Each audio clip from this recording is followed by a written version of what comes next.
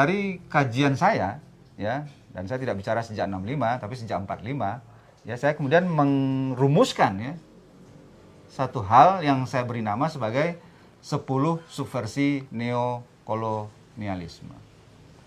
Jadi memang benar kita proklamasi 45, memang benar kita punya Pancasila, memang benar kita punya Undang-Undang Dasar 45, oke? Tetapi fakta-fakta yang saya kumpulkan, ya, secara jelas menunjukkan bahwa, ya, kemerdekaan itu bukanlah sesuatu yang, ya, sekali jadi, tapi sesuatu yang harus terus-menerus diperjuangkan. Dan kemerdekaan itu tidak bisa hanya sepihak. Kemerdekaan itu ibarat orang menikah, harus ada ijab, ada qabul. Kira-kira begitu. Jadi Indonesia boleh aja proklamasi. Ya, kami bangsa Indonesia dengan ini menyatakan kemerdekaan. Silakan. Pertanyaannya kemudian adalah, apakah pihak-pihak yang selama ini mengeruk keuntungan dari bumi Indonesia ikhlas apa tidak? Menerima itu secara sukarela atau tidak? Oke? Maka terjadilah subversi pertama setelah proklamasi. Apa itu? Yaitu terjadinya agresi pertama, agresi kedua tahun 47-48. Ini bukti fisik, ya, bahwa pihak kolonial tidak rela Indonesia merdeka. Oke. Lalu perang ini, ya, tidak menyelesaikan masalah, ya, macam-macam sikap kemudian berkembang, ada yang pro, ada yang kontra, ya kan? Tapi lalu kemudian ada juga kelompok yang mencoba membawa masalah ini ke dalam pendekatan diplomasi. Maka terjadilah, ya, peristiwa konferensi yang dikenal sebagai konferensi meja bundar.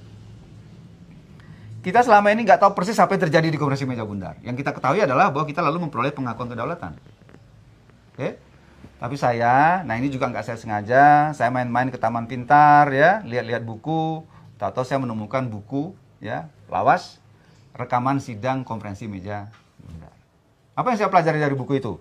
Ternyata pengakuan kedaulatan yang kita terima tahun 49 itu, ya, itu disertai dengan 3 syarat ekonomi. Satu apa? Satu adalah bahwa kita harus mempertahankan perusahaan-perusahaan asing yang ada di Indonesia.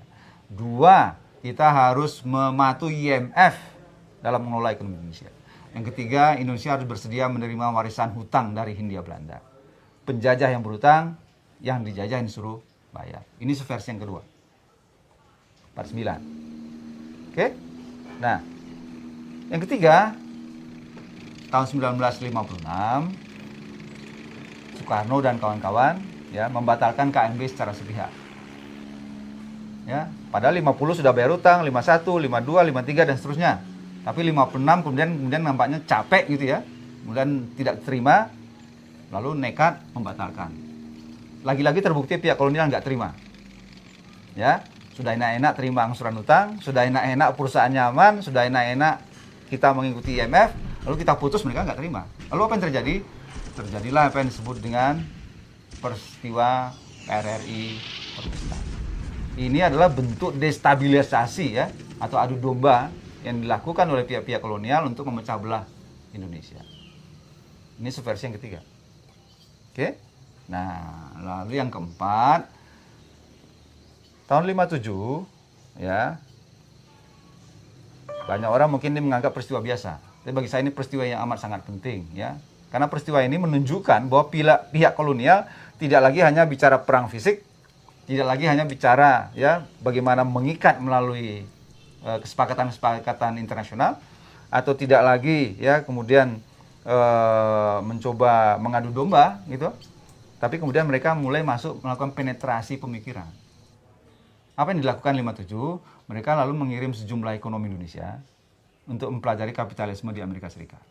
Inilah kemudian menjadi cikal bakal dari mafia Berkeley. Ya, ini subversi yang keempat. Nah, entah disengaja entah tidak, ya, nanti yang kelima itu tanggal 23 Agustus 65, kemarahan Soekarno terhadap neokolonialisme dan imperialisme itu semua memuncak. Kita tidak lagi hanya membatalkan KMB, tapi kemudian Soekarno menerbitkan Undang-Undang Nomor, ya, 16 tahun 65, tanggal 23 Agustus 65. Isinya apa? Mengakhiri segala bentuk keterlibatan perusahaan asing di Indonesia. Sudah nggak ada kompromi. Pertanyaannya, Nekolim terima apa tidak? Terima kasih kepada Jenderal Soeharto akan hal ini. Saya tadinya susah juga ya. Tapi saya tertarik dengan tanggal. Bahwa undang-undang itu keluar tanggal 23 Agustus 65. Ya. Lalu ada peristiwa besar terjadi 30 September. Ya, hanya dalam tempo 5 minggu. Ada hubungan nggak antara Undang-Undang Nomor 1665 dengan Gestok?